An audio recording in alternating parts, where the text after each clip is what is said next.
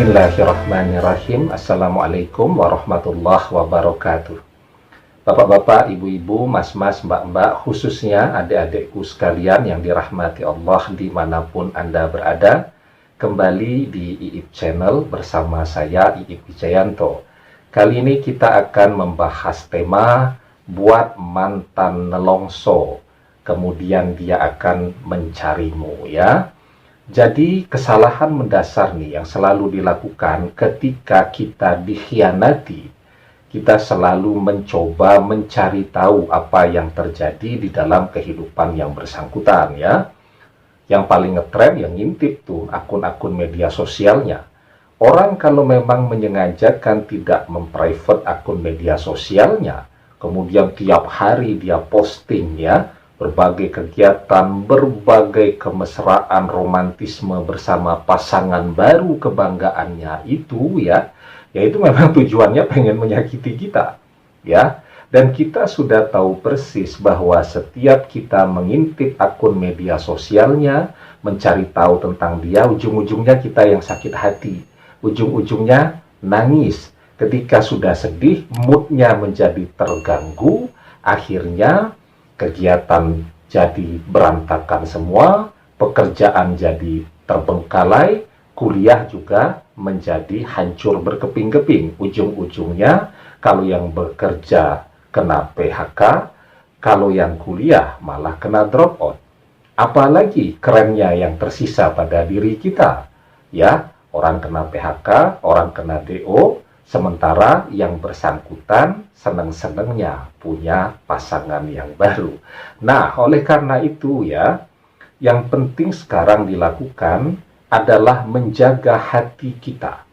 Hati ini perlu dijaga, karena dengan menjaga hati kita, semangat kita juga akan terjaga. Orang kalau sudah tidak punya lagi semangat hidup, maka sudah selesailah kisah perjalanan dia, ya. Maka yang perlu dijaga sekarang adalah semangat hidup untuk membuktikan, ya, bahwa siapapun yang mengkhianati kita pasti akan menyesal. Dan siapapun yang mengkhianati kita suatu saat nanti pasti akan punya kebutuhan dan kembali mencari kita, ya. Nah, jadi ya, sekarang nggak usah dulu ngintip-ngintip akun media sosial mantan tadi. Tahan diri, ya, cari aktivitas yang lain, ya. Jadi kita sudah tahu persis kalau kemudian ngintip akun media sosial tadi ujung-ujungnya sedih. Tapi kenapa terus kita lakukan dan kita lakukan lagi, ya? Padahal setiap kita bersedih, semua orang jadi sasaran, ya. Di rumah ada saudara kita yang tidak tahu menau, kita omelin. Orang lain kemudian yang tidak tahu menau persoalan kita juga kita omelin. Bahkan cara kita bermain media sosial pun membuat akun-akun kita kena blokir oleh orang lain. Nah, orang lain tidak ada masalah dengan kita, tidak pernah punya kesalahan apa-apa terhadap diri kita, ya. Bahkan mungkin mengenal kita juga tidak, ya. Mungkin ada kan yang membahas tentang persoalan-persoalan seperti itu, ya. Dan akun-akun itu akan kemudian juga jadi sasaran omelan kita, ya. Akhirnya siapa yang terkucil? Yang terkucil juga diri kita sendiri, ya. Nah, jadi memang yang paling penting sekarang dilakukan adalah menata kehidupan kita, ya. Kalau kita ini sudah berhasil lagi, ya, kita bangkit, kemudian kita tetap sehat walafiat, atletis, bugar begitu, ya. Kulit kita tetap kencang dan terawat. Setelah itu kita punya uang yang banyak, kita tenar, ya. Dan sederet atribut-atribut lain yang melekat pada diri kita. Siapa yang tidak tertarik untuk kembali kepada kita, ya. Tapi kalau kemudian gara-gara persoalan ini kita ngintip akun media sosialnya, jadi tidak doyan makan, jadi tidak bisa tidur karena nangis terus, dan ujung-ujungnya kita yang sakit-sakitan. Ada tidak orang yang kemudian tertarik jatuh cinta? Ini di luar sinetron loh, ya, ini di kehidupan nyata. jatuh cinta dan tertarik kepada orang yang sakit-sakitan.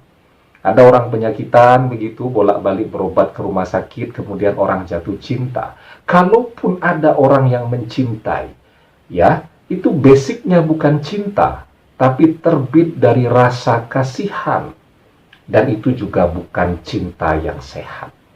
Ya, kita ini kan begitu.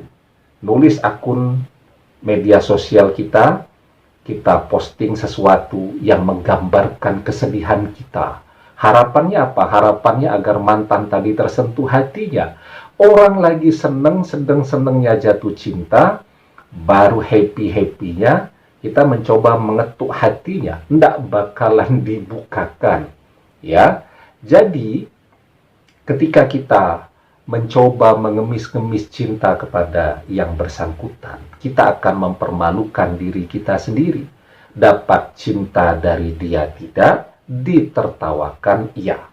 Ya. Nah, bangkit sekarang ya, tata kehidupan kita, jaga semangat yang ada di dalam diri kita ya.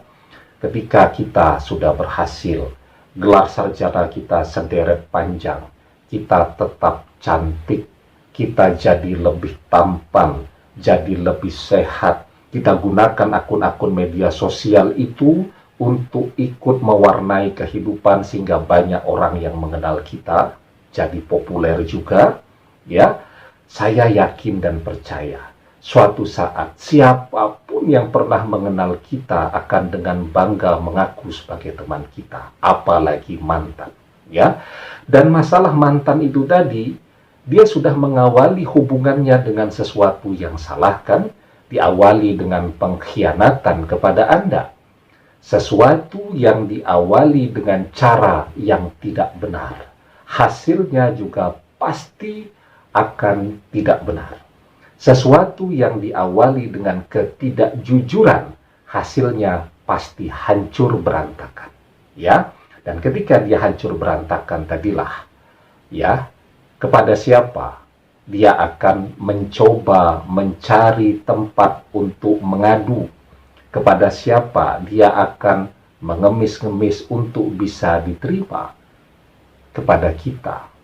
Ya, karena satu-satunya orang yang dia tahu persis terus mencintai dia dengan tulus hanya kita.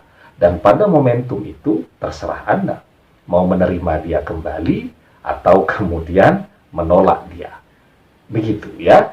Dan kejujuran itu adalah sesuatu yang akan mengarahkan kepada kebaikan.